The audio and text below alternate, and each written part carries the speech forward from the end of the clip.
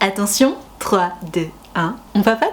Bonjour à toutes et à tous mes enfants et bienvenue dans ce nouvel épisode de On papote, dans lequel nous allons parler, comme d'habitude, de toutes vos questions love, sexualité, amitié, confiance en soi. On parle de vous, de moi. Pour ce faire, comme d'habitude, je vous ai demandé à toutes et à tous sur Instagram de venir me poser donc vos questions courtes pour essayer de faire des réponses courtes. Donc c'est parti, allons questionner.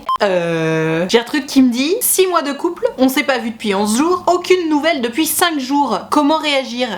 Attends, mais il s'est passé quoi? Je manque trop de détails. C'est ça qui est un peu frustrant parfois dans les On papote, c'est que tu me lâches une bombe comme ça, mais j'ai tellement besoin de plus de détails parce qu'en fait, c'est pas du tout la même chose si vous vous êtes engueulé il y a 11 jours, ou si c'est juste rien passé il y a 11 jours, ou s'il est parti en vacances avec son ex il y a 11 jours, tu vois. Mais bon, on va essayer de faire une réponse large du coup. Le fait que vous vous soyez pas vu depuis 11 jours, je sais pas ce qui se passe. Admettons, c'est les vacances, ou j'en sais rien, il est parti, ou t'es parti quelque part, bref. Le fait que t'aies pas de nouvelles depuis 5 jours, je suis d'accord, ça fait un peu long. Moi, comme tu le sais, team bisounours, je fais partie de celles et ceux qui aiment avoir des nouvelles tous les jours. Ne serait-ce qu'un message, ne serait-ce qu'un petit appel. Je fais partie de celles et ceux qui aiment avoir des nouvelles de leurs amoureux ou de leurs amoureuses. Merde. Maintenant, il existe aussi certaines personnes qui me disent non, franchement, moi, Nad, 2-3 jours sans nouvelles de mon mec ou de ma meuf, ça me dérange pas du tout. Au contraire, justement, ça fait que j'aime encore plus avoir de ces nouvelles quand j'en ai enfin et tout. Pas de problème. Franchement, là-dessus, on est tous et toutes différents. Maintenant, je trouve quand même qu'il y a des limites. 5 jours sans nouvelles, ça commence à faire un peu long. D'autant plus que si tu m'envoies un message pour me raconter ça, c'est que pour toi, potentiellement, ça commence à faire très long. Maintenant, comme je te le disais, je manque de détails. C'est pas du tout la même chose si vous vous êtes engueulé que si vous êtes pas engueulé, même si, quoi qu'il arrive, engueulé ou pas, on ne laisse pas son amoureux ou son amoureuse 5 jours sans nouvelles, tu vois. Qu'on soit fâché, très bien, mais en fait, l'idée de rester en mode silence radio, ça n'a jamais résolu aucun conflit, au contraire. Et en fait, cette façon de punir l'autre, honnêtement, moi je la trouve toxique. Que tu fasses le mort pendant 2 heures parce que t'as besoin de redescendre, pas de problème. Mais que tu fasses le mort pendant 5 jours, c'est plus du tout la même chose. Et honnêtement, j'assume ce mot, je trouve que c'est toxique de punir l'autre de cette façon-là. Parce que ça veut dire quoi? La prochaine fois qu'on s'engueule, tu me refais le coup du je fais le mort et du coup tu me laisses seule en insécurité émotionnelle et affective? Non en fait. Donc comment agir ma Gertrude? Honnêtement, je pense que là ce serait bien de, j'allais dire de lui mettre un coup de pression. On va essayer de faire les choses un peu plus intelligemment, mais peut-être d'envoyer un message ou d'abord d'essayer de l'appeler évidemment. Et après s'il répond pas, bah, soit tu laisses un message vocal, soit tu laisses un message, un texto, en disant quelque chose du style écoute, ça fait 5 jours que tu me donnes pas de nouvelles, je comprends que tu sois pas content, ou alors je ne comprends pas ce qui se passe. Si jamais vous êtes même pas engueulé avant, c'est encore plus surprenant. J'aimerais qu'on discute, j'aimerais que tu m'expliques ce qui se passe en fait. Donc rappelle-moi s'il te plaît, et puis tu vois ce qui se passe. Dans tous les cas, et pour faire écho aux dernières vidéos que j'ai postées, j'ai fait pas mal de vidéos en mode ils abusent grave et tout, qui vous ont plu d'ailleurs, ça va être trop plaisir. C'est précisément une histoire qui aurait sa place dans une vidéo il ou elle abuse grave. On ne se comporte pas comme ça avec la personne qu'on aime. On ne fait pas le mort ou la morte pendant des jours en fait. Quelques heures, le temps de redescendre, pas de problème. On a toutes et tous parfois besoin de souffler un peu. 24 heures à la grande limite, même si je trouve ça déjà très long. Mais plus, c'est toxique. Plus, ça veut dire que t'essaies de punir l'autre par ton silence et c'est jamais une solution. Donc, envoie-lui un message, brise la glace et quoi qu'il en soit, lorsque vous vous reparlez, si vous continuez votre histoire, explique-lui que ça, plus jamais. Qu'il l'a fait une fois, très bien, il savait pas que c'était toxique, que t'étais pas d'accord avec ça, mais par contre, plus jamais. Sous-entendu, la prochaine fois que tu me fais ça, c'est terminé. Et tiens-t'y, assume-le, plus jamais tu me laisses 5 jours sans nouvelles en fait. Parce qu'on fait pas ça à la personne qu'on aime. Jamais. J'ai envie de faire ma première fois avec un plan cul, mais j'ai peur de ne pas aimer et de regretter. Ah bah là ma Gertrude, j'ai envie de te dire, c'est comme si tu m'expliquais que t'avais envie, je sais pas moi, de goûter la bouffe chinoise, mais que t'avais peur de pas aimer et du coup de regretter parce que ça avait l'air tellement bon et finalement t'aimes pas.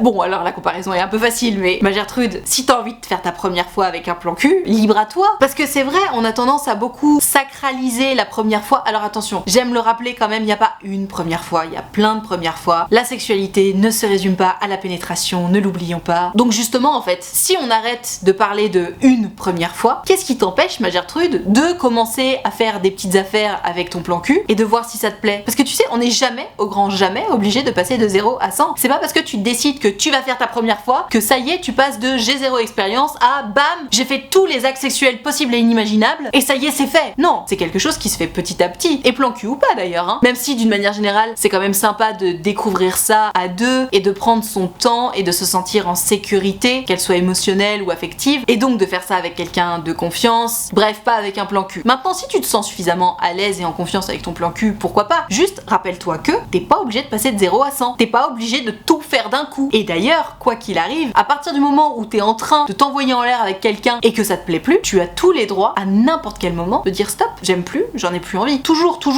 Il y a pas de ah mais je vais me sentir trop mal, le ou la pauvre, ça va le ou la frustrer. Non, le consentement c'est la base de la base. Toujours. Si t'aimes plus, si t'en as plus envie, c'est qu'il y a plus ton consentement, donc on arrête. Donc moi Gertrude, est-ce que rentrer dans sa vie sexuelle avec un plan cul c'est une bonne idée? Ça dépend de ta sensibilité. Il y a des gens qui vont être très fleur bleue et qui vont être en mode bah non, faire son entrée dans la vie sexuelle c'est hyper important, on a besoin d'être avec un amoureux, quelqu'un qu'on aime réellement et sincèrement. Et il y a d'autres gens qui vont te dire bah c'est bon, franchement on s'en fout, c'est juste une formalité, fais bien ce que tu veux. Vois en fonction de ta sensibilité ma Gertrude. Si t'en as envie d'entrer dans ta vie sexuelle avec ton plan cul, vas-y. Maintenant quelque chose me dit que si t'as déjà peur de regretter, c'est que potentiellement ta petite voix au fond de toi te dit que on aimerait plutôt faire ça avec quelqu'un dont on est love, tu vois, mais à toi de voir. Tiens, question intéressante. Je l'ai quitté parce qu'une fille créait des problèmes entre nous depuis longtemps. Aujourd'hui, elle est partie de sa vie et il a compris. Je l'aime. Que faire? Entre parenthèses, on s'est séparés en avril. Alors, j'ai envie de te dire, mieux vaut tard que jamais. C'est bien, il était temps qu'il sorte cette fille de sa vie. Avril, mai, juin, juillet, août, septembre, octobre. 6 mois après que tu l'aies quitté. J'aurais bien aimé savoir, pareil, c'est toujours frustrant, les on papote pour ça. Quel genre de problème elle créait cette meuf? Depuis quand il la connaissait? Pourquoi il l'a pas sortie de sa vie avant? Mais bon, c'est le jeu. Honnêtement, tu m'expliques que tu l'as quitté pour une raison valable, qui n'est plus valable aujourd'hui, et que tu l'aimes. Que faire? Bah retente, évidemment. Tu l'as quitté à cause de cette meuf, elle n'est plus dans sa vie. Comme je le disais tout à l'heure, mieux vaut tard que jamais. Il a enfin viré cette nana de sa vie, donc si tu l'aimes toujours et que t'as envie de tenter quelque chose, et vas-y. Enfin, s'il a envie lui aussi, évidemment. Mais quelque chose me dit que s'il a viré cette meuf de sa vie, c'est précisément pour te récupérer. Tu me demandes que faire, tu sais très bien que faire. Propose-lui de vous voir, explique-lui que tu l'aimes toujours, et puis retenter. C'est ce dont tu as envie, non? Maintenant, je te conseille quand même d'y aller à tâtons, parce que rappelons-le, il a quand même préféré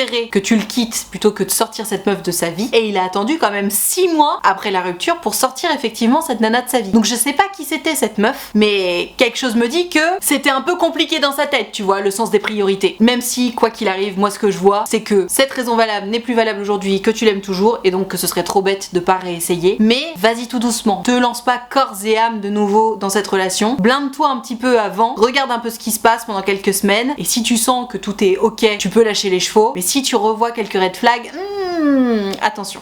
Non mais j'adore. Tu demandes la question à une spécialiste. Ma meilleure amie est enceinte, entre parenthèses on a 24 ans, j'aimerais lui faire un cadeau mais quoi? Alors, ma Gertrude, si tu veux faire un cadeau à quelqu'un qui est enceinte, t'as deux choix déjà, soit tu fais un cadeau pour la future maman, ce qui est très sympa, soit tu fais un cadeau pour le bébé, ou tu peux faire les deux aussi. Si t'as envie de faire un cadeau pour la future maman, il y a plein de choses hyper sympas à faire. Tu l'emmènes une journée au spa, tu peux l'emmener se faire masser, mais alors attention, tous les massages sont pas ok pour les femmes enceintes, faut prendre des massages spéciaux pour les femmes enceintes. Tu l'emmènes se faire chouchouter, etc. Tout ça, c'est que des choses qui font plaisir quand t'es enceinte. Parce que tu sais, quand t'es enceinte, t'es fatiguée, t'as un bide comme as, tu peux lui offrir une belle robe de grossesse, enfin tu vois, il y a plein de choses hyper sympas. Maintenant, si tu veux faire un cadeau pour le baby, je te conseille vivement de ne pas tomber dans le cliché des cadeaux, même si de toute façon tous les cadeaux sont clichés, mais typiquement, offrir un petit ensemble trop mignon, elle va déjà en avoir 50 milliards, elle aura pas besoin de ça. Moi je sais que en cadeau hyper utile que j'ai eu pour la naissance de mon fils, du coup, j'ai eu une cape de bain, mais une grande. D'ailleurs, c'est pas du tout un placement de produit, mais c'était une cape de la marque Bonsoir avec un S. On voit tout le temps la pub sur Instagram. Enfin moi en tout cas je suis targetée pour voir la pub. Bref, c'est une grande cape de bain pour enfants du coup, qui est brodée à son prénom, que je trouve trop mignonne. Et d'ailleurs j'ai tellement aimé ce cadeau que moi-même je l'ai fait à plein d'amis à moi, parce que comme elle est grande en fait, une fois que ton bébé il a passé 6 mois, bah du coup t'as de nouveau une cape de bain à sa taille, donc c'est chouette. J'ai reçu aussi des jouets assez interactifs, c'était peluche en fait, où il y a plein de petites choses qui sortent, genre tu sais, t'as des parties qui font du bruit, t'as des parties qui font poète-poète, t'as des textures différentes, etc. C'est sous forme de peluche, mais il y a plein de petites choses autour de la peluche qui sont accrochées évidemment, mais qui sont hyper intéressantes parce qu'en fait au fur et à mesure de l'âge, bah le bébé il découvre plein de choses dans ce jouet qu'il connaît déjà, donc ça c'est assez chouette. Voilà, moi c'est vraiment le top 3 des cadeaux que j'ai eu, que ce soit en tant que femme enceinte ou que ce soit pour ton bébé. J'espère que ça t'aura inspiré. Tiens, c'est une bonne question ça. Comment savoir s'il est toxique? PS, t'es incroyable. Merci.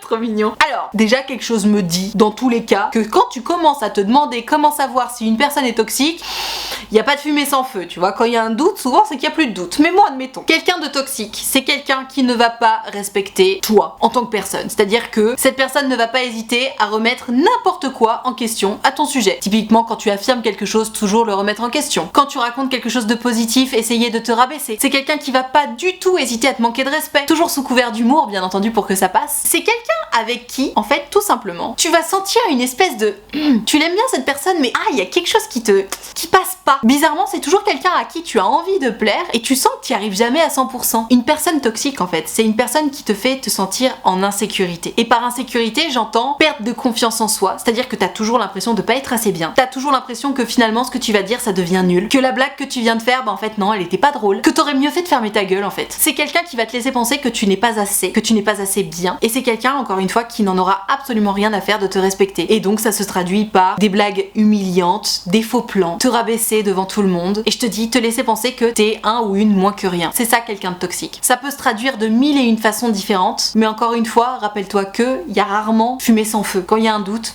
c'est qu'il y a très souvent plus de doute. Mon crush a annulé notre deuxième date, soi-disant il s'est blessé et plus de nouvelles depuis. Mensonge? Alors ma Gertrude, ça dépend par ce que t'appelles plus de nouvelles depuis. Est-ce que c'est plus de nouvelles du coup depuis 3 jours ou est-ce que c'est plus de nouvelles depuis 3 semaines? Parce que si c'est plus de nouvelles depuis 3 semaines, c'est que potentiellement, blessé ou pas, ça l'arrangeait bien d'annuler ce date. Maintenant si c'est que depuis 3 jours, chill. Quoi qu'il en soit, quand quelqu'un te donne une excuse pour annuler un rendez-vous, fais toujours fonctionner ton sens critique avant de faire parler ton cri du cœur. Typiquement, il t'a dit bon bah voilà j'annule ce date parce que je suis blessée. C'était quoi cette blessure? Et elle est arrivée quand cette blessure? Par exemple, s'il s'est blessé quelque chose d'un peu grave et qu'il est à l'hôpital au moment où vous étiez censé être en date, bon bah évidemment il annule le date. Maintenant, s'il s'est blessé 3 jours avant le date, que bon bah là je sais pas, même s'il a un plâtre, tu vois, et là il t'explique qu'il faut annuler le date, c'est qu'en vrai ça l'arrangeait un peu d'annuler le date. Et on se doute que ça sent pas très bon pour la suite. Et d'ailleurs, au moment où ton crush annule ce fameux date, vois comment il réagit. Est-ce qu'il te lâche un truc du style bon bah je suis désolée on annule bisous? Ou est-ce qu'il te lâche un truc du style je suis trop désolée, je peux pas venir, je me suis blessée, est-ce que tu serais plutôt dispo tel jour, comme ça on se voit? C'est pas la même chose. Quelqu'un qui essaye malgré tout de te voir, il est dans la dynamique de je suis vraiment désolée, j'avais envie de te voir, trouvons tout de suite une date pour se revoir parce que j'ai trop le seum de pas te voir. Ça sonne très différemment de bon bah c'est trop con, on peut pas se voir, bisous, tu vois. Donc fais fonctionner ton sens critique et à toi de voir du coup si c'est vrai ou pas qu'il s'est blessé déjà, parce que bon si c'était juste un mensonge honnêtement ça gère direct, tu vois. Et de toute façon, mensonge ou pas encore une fois, est-ce que ça l'arrangeait bien de ne pas te voir ou pas? Si ça l'arrangeait bien, honnêtement, ça gère aussi. T'as pas envie de courir après quelqu'un qui est trop content d'avoir trouvé une excuse pour annuler votre date. Enfin, c'est bon quoi. On se respecte à un moment donné. Tu veux pas de moi? Pas de problème frérot, j'ai pas besoin de toi non plus. J'ai pas besoin de quelqu'un qui ne veut pas de moi dans sa vie. Donc on se respecte et on envoie bouler les gens qui se comportent comme s'ils en avaient rien à foutre de nous, puisque d'une manière générale, quand ils se comportent comme ça, c'est que c'est vrai. Ok ma Gertrude? Le genre de phrase de rupture qui m'énerve tellement. Il ne veut plus qu'on soit ensemble, mais il sait que personne ne sera à ma hauteur. Mais en fait, nique-toi, quitte-moi, mais viens pas me dire un truc du style je sais que personne ne sera jamais aussi bien que toi. Dans ce cas, pourquoi tu me quittes, connard? Il faut arrêter ce genre de phrase à la con. J'ai fait une vidéo là-dessus d'ailleurs il y a pas longtemps. Ça s'appelle comment quitter quelqu'un sans lui faire trop de mal. En fait, quand tu dis un truc comme ça à quelqu'un en le quittant, ça fait encore plus de mal qu'autre chose. Parce que du coup, on se dit attends, je suis merveilleuse, je suis incroyable, tu retrouveras jamais personne comme moi, mais du coup, tu me quittes quand même. Donc ça veut dire que même en étant au maximum du maximum, tu me quittes. C'est horrible, c'est horrible. En fait, il faut arrêter ce genre de phrase bullshit et toi, ma Gertrude qui l'a entendu, il faut te la sortir de la tête. Rappelle-toi toujours dans ce genre de situation que seul le résultat compte. Il peut bien te sortir les violons et tout ce qu'il veut, in fine, il t'a quitté. C'est-à-dire qu'il a beau trouver que t'es extraordinaire, il préfère quand même ne pas être avec toi. C'est tout ce qui compte. Donc, tu veux pas être avec moi, frérot? Pas de problème, goodbye, comme je disais juste avant. On ne veut pas de quelqu'un qui ne veut pas de nous dans sa vie, en fait. On veut quelqu'un qui nous aime, qui nous admire, qui nous fait glow up et qui a envie d'être avec nous, surtout. Vraiment, si tu veux un bon conseil de la life en amour, on ne court pas après quelqu'un qui ne veut pas de nous. Mais alors ça, c'est le conseil qui est si évident, mais que personne ne suit. On ne court pas après quelqu'un qui ne veut pas de nous. Une fois que tu arrives à faire ça, tu gagnes un temps fou et tu glow up de ouf parce que du coup t'arrêtes de perdre ton temps auprès de gens qui ne veulent pas de toi dans ta vie, donc de connards depuis ton propre point de vue. Et puis on prend en confiance en soi aussi parce que quand on s'entoure de gens qui ont envie de passer du temps avec nous, bizarrement on se sent vachement mieux et beaucoup plus légitime que quand on passe notre temps à courir après des gens qui n'ont pas envie d'être avec nous. Fatalement. Donc ma Gertrude, ce genre d'histoire bullshit, ça dégage. Retiens juste que tu es une meuf extraordinaire et que effectivement frérot t'as bien fait de me quitter parce que j'avais pas le time pour toi. Goodbye. Je sais, c'est plus facile à dire qu'à faire, mais c'est l'idée de ce qu'il faut essayer de se mettre dans la tête. C'est ouf, toutes les histoires de personnes qui s'attachent à leur plan cul, mais que ce soit dans les On Papote, que ce soit dans les rendez-vous sur mon site utilefutile.fr, j'ai tellement d'histoires de je m'attache à mon plan cul, mais c'est donc Gertrude qui me dit plan cul que je ne vois plus parce que je m'attachais et lui non. Il like mes stories alors qu'il l'avait jamais fait avant, est-ce que c'est un signe? Alors, ma Gertrude, je sais pas pas si c'est un signe. Ce qui est sûr, c'est que ton plan cul, il sait très bien pourquoi vous vous voyez plus, il sait très bien que c'est parce que tu t'attachais et lui non. Il me semble aussi que ton plan cul, c'est un grand garçon. Il est au courant que t'es attaché à lui, donc en fait, s'il a envie de revenir vers toi en mode finalement je suis amoureux de toi, mettons-nous ensemble, plutôt que de liker tes stories, il va peut-être t'envoyer un message, non? Comme quelqu'un de civilisé. C'est terrible parce que les réseaux sociaux, les messages, enfin tout ce multimédia là, c'est génial, c'est hyper pratique, mais putain, sur les histoires d'amour, autant ça peut être très utile, autant c'est le poison de certaines histoires. Parce que on est tellement tout le temps là à se prendre la tête sur oh, mon ex a regardé mes stories, oh, mon ex a liké mes stories. Qu'est-ce qu'on s'en branle? Tant que ton ex t'a pas envoyé un message qui dit texto, tu me manques, je t'aime, je veux te revoir, ou juste je veux te revoir, arrêtons d'essayer de trouver des fucking signes partout. Il a liké ta story, je sais pas, il a regardé ta story parce que tu lui manquais, et pour cause, vous vous êtes envoyé en l'air pendant un certain temps, il est attaché à toi, tu vois, c'est juste qu'il est pas attaché à toi comme t'aimerais qu'il soit attaché à toi, et d'ailleurs t'as arrêté de le voir, c'est très bien, mais en fait il y a un moment, arrêtons de chercher des signes là où il y en a pas. Il a juste liké ta story, peut-être que t'as dit un truc qu'il trouvait drôle, ou peut-être que t'as montré quelque chose qui était cool et il a liké en mode ah ben cool pour toi meuf. Quand tu likes la story de quelqu'un, ça veut pas dire que t'es love, parce que sinon je peux te dire qu'il y en a des gens qui sont amoureux de moi, hein. Non, liker la story de quelqu'un, ça veut juste dire que potentiellement en regardant ta story, ils ont fait c'est tout, c'est tout. Donc non, c'est pas un signe ma Gertrude, je suis désolée. En revanche, le fait que tu m'envoies ce message, c'est le signe que tu te prends beaucoup trop la tête sur ton ancien plan cul et que tu ferais peut-être bien de le bloquer. Parce que si juste le fait que ce mec like tes stories, ça te met dans un état pareil, genre t'en es à m'envoyer un message pour savoir si c'est un signe ou pas, ce qui me fait très plaisir puisque je prends ton histoire en vidéo, hein, comprenons-nous bien. Mais si ça te prend la tête au point de m'envoyer un message là-dessus, c'est que ça te prend trop la tête. Donc bloque-le en fait. Ou alors fais en sorte qu'il puisse pas voir tes stories, mais fais en sorte qu'il puisse pas popper comme ça dans ta vie. Le fait que quelqu'un like une story à toi ne peut pas te mettre dans un état pareil. Et d'ailleurs, toi encore, c'est juste parce qu'il a liké. Il y a des gens, c'est juste parce que leur ex ou leur plan cul ou n'importe qui, bref leur crush, a regardé leur story. En fait, ça il faut arrêter. Non, ça ne veut rien dire si ton ex regarde tes stories. La seule chose que ça veut dire, c'est que ton ex s'est dit tiens, qu'est-ce qu'il ou elle devient? Hop, il a regardé tes stories et ça s'arrête là. Et je te dis, le like, c'est vraiment parce que il ou elle a fait en regardant ta story. C'est tout. Donc on passe à autre chose, mes enfants. Non, ce n'est pas un signe. Le signe, c'est quand ton ex ou ton crush ou n'importe qui t'envoie coucou, quand est-ce qu'on se voit? Ou n'importe quoi qui ressemble à j'ai envie de te voir. Autrement, non, ce n'est pas un signe. Ok?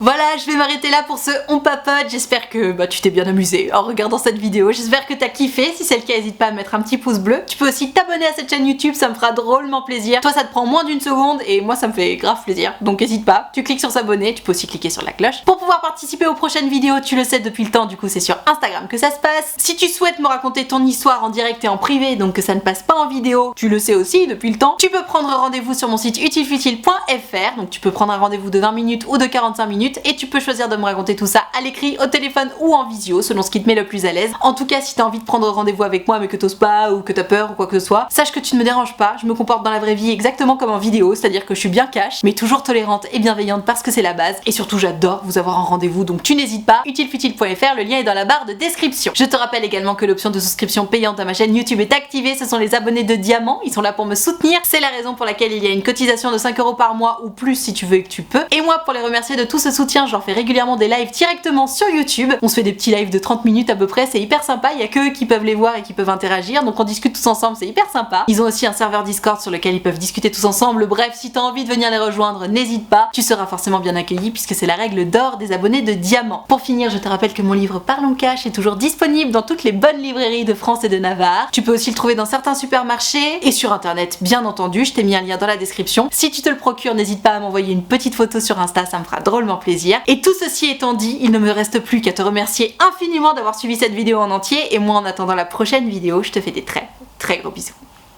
Ciao.